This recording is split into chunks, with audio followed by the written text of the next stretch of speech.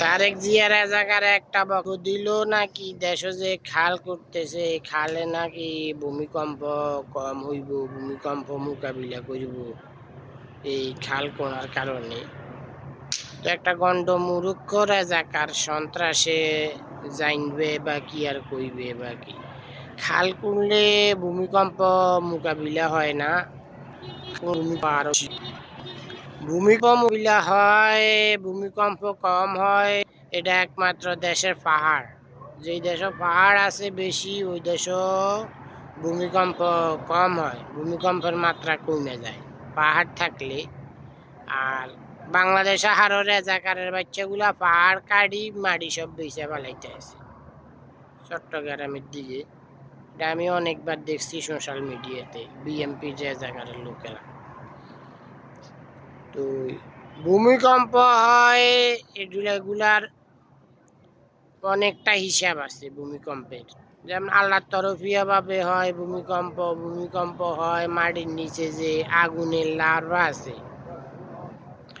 ওই আগুনের লার্ভাটা যখন ওই উতরাই উঠে, আগুনের লার্ভাটা উতরাই উঠলে ওইখানে মাটির নিচে একটা প্রেসার চাপ সৃষ্টি হয়, তখন ওইখানটায় জমিনটা লড়ে উঠে, লড়া শুরু করে, ওইখানটায় ভূমিকম্প হয়।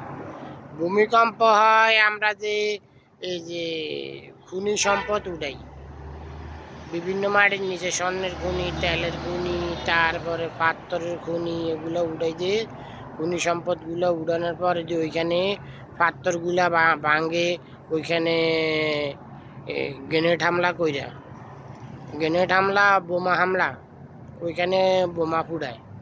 বোমা ফুটানোর পরে ওই বোমার প্রেসারটা যাইয়া জমিনের মধ্যে আঘাত খাইয়া জমিন লড়ে উঠে, ওটাতে ভূমিকম্প হয়। ভূমিকম্প হয় পারমাণবিক, যখন পারমাণবিক বোমার পরীক্ষা চালায়, পারমাণবিক বোমা ফুটে, ওটার প্রেসারের থেকে ভূমিকম্প হয়। তো ভূমিকম্প খাল করলে ভূমিকম্প হয় না, গর্ত হয়ে গেলে আরো খাল করলে গর্ত হইলে ভূমিকম্পের মাত্রা বাড়ি যায়, ভূমিকম্প বেশি হয়।